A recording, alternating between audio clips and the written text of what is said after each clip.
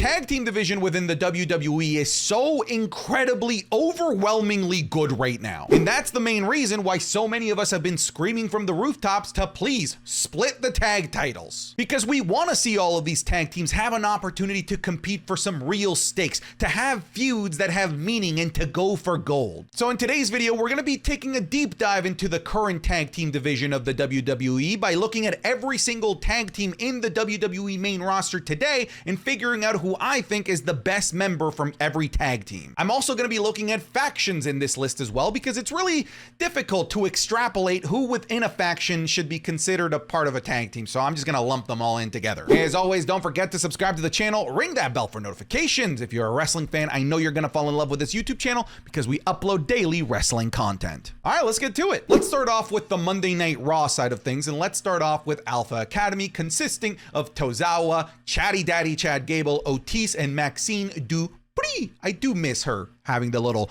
Pree at the end of things. Anyways, I digress. I'm losing track here.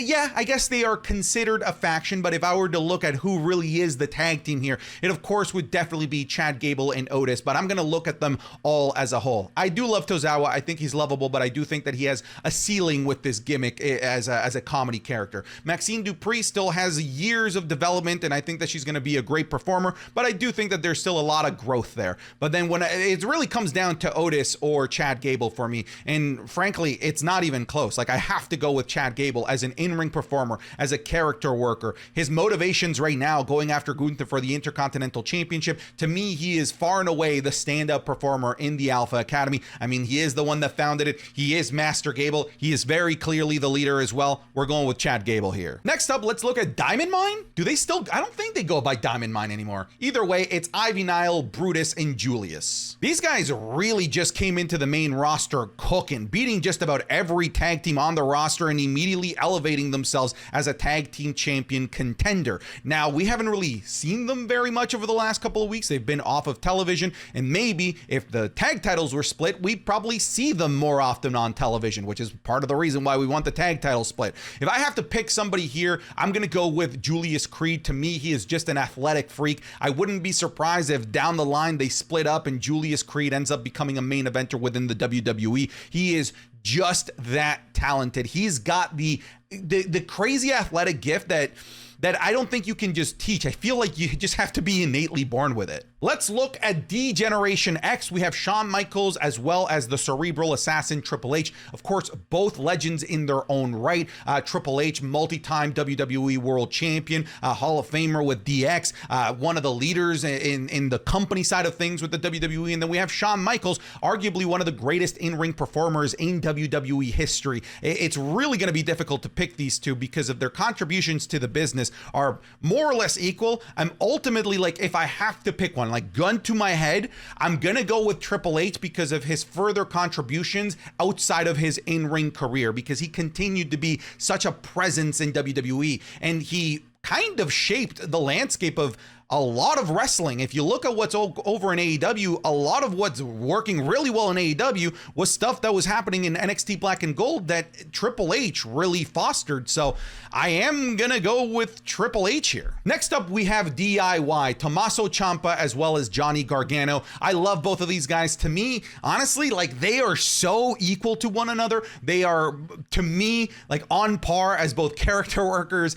and as well as in-ring performers. I'm gonna give the very tiny slight edge to Tommaso Ciampa, and most of that is really based off of his work in NXT Black and Gold. Even though Johnny Gargano's was also great, I just like Tommaso a little bit more. Honestly, the real answer is tie, but I'll give the slight edge to Tommaso Ciampa. Next up, we have Imperium, and I guess if by default, you sort of pick Gunther here, but it seems kind of unfair to pick Gunther here, considering he's not really part of a tag team here. The tag team really is Giovanni Vinci and Ludwig Kaiser. So look, if I was picking the best member of the faction, I would definitely be going Gunther, no ifs, ands, or buts. If I'm gonna go the best member of the tag team, I think they're both great, but Ludwig Kaiser is just an extra bit of special more than Giovanni Vinci. And I don't think it's because of in-ring work. I think they're both fantastic. I think to me, it comes down to Ludwig Kaiser's presence on the microphone and his body language. It really helps him stand out as a James Bond-like villain that I think they can run with if they were to ever split up Imperium. I see superstardom in a singles career for Ludwig Kaiser because of that type of work that he does. In the share, again, kind of cheating. Like, can I just go with Jinder Mahal? I don't really like Sangha or Veer. They don't really do anything for me. I guess I'll go with Veer because of the meme of Veer is coming, but look, if I'm allowed to pick Jinder, I'm going Jinder. Folks, the new episode of Wrestling Cool is already up where we talk about the Bloodline and Seth Rollins' Diarrhea Dwayne promo. Check the Patreon, patreon.com/SantiZap, where we upload the podcast 3 days early, as well as the Raw reviews, SmackDown reviews, and more, including some WWE 2K content that I think that you're gonna like. Go check it out, patreon.com/SantiZap. Link in the description, pinned link. That's it. Back to the video. Okay, this is where things get real screw-in fucky, because just like Imperium, if I'm picking the best member of the faction, I'm going with Rhea Ripley here. I love Mommy. I love what she's done ever since she joined the Judgment Day. She really revitalized her career when she joined the Judgment Day, and right now she really has that superstar aura, and she is inevitably going to have to be turned into a babyface because she's already one of the most popular members of the Monday Night Raw roster as a heel. So I see Rhea Ripley's days maybe numbered in the Judgment Day. I could see her leaving someday, but that's not what we're talking about here today. See, I can't really pick Rhea Ripley in this because, like I said, if I was picking best member of the faction, sure, I'd go Rhea, but we got to go tag team. And even within here, there's two tag teams. There's Damian Priest and Finn Balor, the tag champions, but we've been seeing a lot of Dirty Dom and JD McDonough teaming up with one another. So here we go. I guess between JD McDonough and Dominic Mysterio, I guess I'll go Dominic Mysterio. The man is just a heat magnet and gets reactions like no one in this company does right now.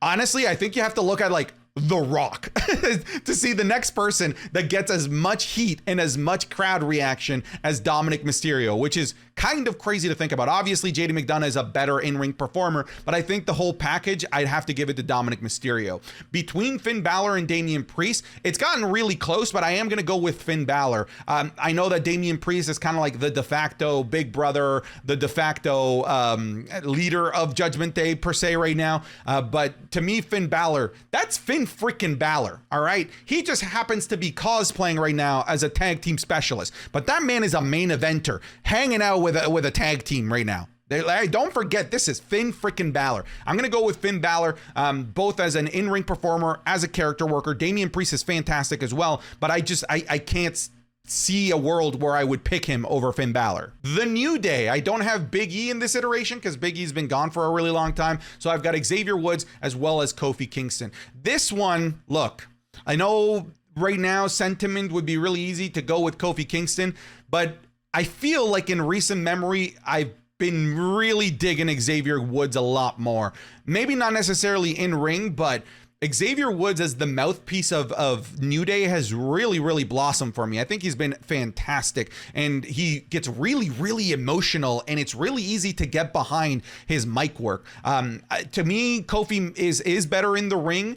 But with where they are in their career right now, they're being used more as character devices and promo artists in backstage segments more than they are for their in-ring prowess. And right now, Xavier Woods, to me, has the upper hand there. So I'm going to go Xavier Woods. The Viking Raiders, that would be Eric, Ivar, and I guess we can toss Valhalla in here. It's not even close. It's Eric. Eric, ever since separating, not by choice, but because Eric was injured and becoming a single superstar and having this run, has just been absolutely brilliant. Eric, sorry, when you come back, you're really gonna have to show us something special, because right now, like, I'm down for singles Viking Raider Ivar or whatever we want to call him these days. Next up, let's look at the party girls. KC2, Casey Catanzaro, aka Katana Chan. She's had 2 names recently, as well as Kaden Carter. I love them both. I think they're both fantastic. I'm gonna give the slight edge to Katana Chance, mostly just because of the fact that she is the linchpin of all of the cool moves that they do,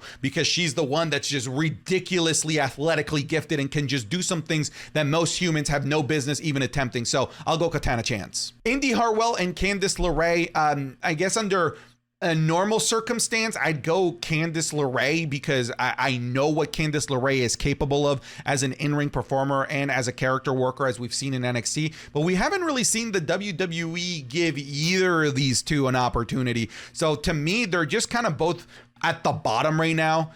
So if they're both at the bottom, I have to pick the one that I think has the most upside, like if I was like picking a team or whatever. So I'm going to go Indi Hartwell because she just has so much left to her career still. And I know that she can be very, very good based on her NXT days. We just need to give her an opportunity. Next up, we have Shayna Baszler and Zoe Stark. I'm going to go with Zoe Stark. Look, they're both basically the same character. They don't really have much range aside from I'm a badass. It really comes down to who I like more in the ring. And right now I like Zoe Stark more.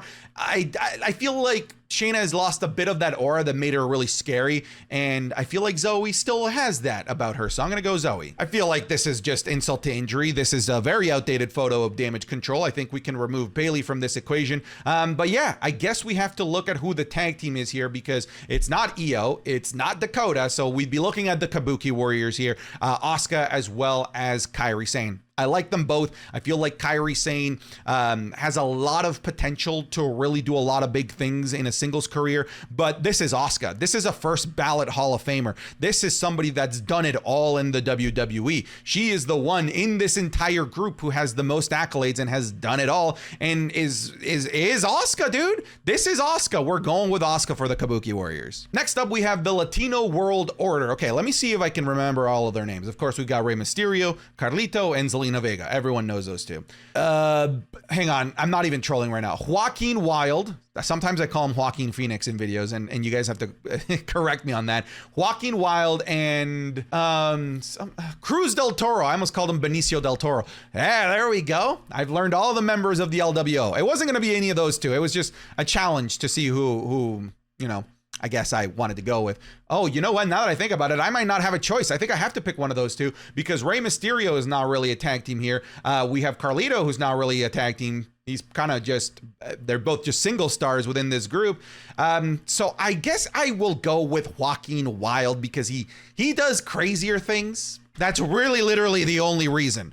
I got nothing else to go off of from these guys, because character, like, for both of them is kind of non-existent right now. Yes, boy, Pretty Deadly. I love both of these guys. I think that they are just so good together. It's almost a crime trying to pick who the better member of Pretty Deadly is, because they really are a combo. They're peanut butter and jelly, right? They go together. If you separate them, they're just not the same thing. So I am going to do it just because it's the purpose of this video, but I am going to go with Elton Strong, and I think I'm going to go with Elton Strong mostly because of how much of a great standout performer he was during the whole hashtag Elton Strong craze from a couple of months ago. But to me, honestly, like, they're both equal. They're both great in ring. They're both about as good as they can be, as ridiculous character workers that they are. But I guess I'll give the slight edge to Elton Strong. Next, we have the Bloodline, and can any of them be a tag team? Oh, I guess The Rock and Roman.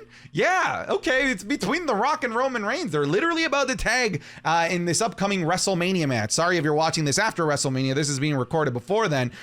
Look, I love The Rock. I love the People's Champion. He's one of my favorites of all time. But if I'm going right now, 2024 version of who I have to go with, it's still Roman Reigns. And I'd still probably go Roman Reigns as the best member of this faction, as much as I do love The Rock and as good as I feel he's been ever since he's become this heel Bloodline Hollywood Rock. But Roman Reigns is still the tribal chief. He is still God mode. He is still the one that's been at the top of the mountain for the better part of 5 years now in this company. I'm gonna go with Roman Reigns. Rock is up there, and I like Jimmy. I don't get Solo. That's a different story. I don't get that, but we're going Roman. Next up, we have the Final Testament. Can I just like go with Scarlett? I feel like that's my choice here. Okay, so Karrion Kross, not really part of a tag team. Scarlett and, oh my goodness, who's that? Paul Ellering, the guy who's just staring into my soul right now, aren't really a tag team. So I guess it's between Akam and Razar. Hang on, let me grab a coin. I'm gonna literally flip one. All right, heads, it's Akam, and tails, it's Razar. We have tails. Which one did I say was tails? Okay, I'll go Razar. We have Legado del Fantasma. If I was picking the best member of this faction, I would go with Santos Escobar.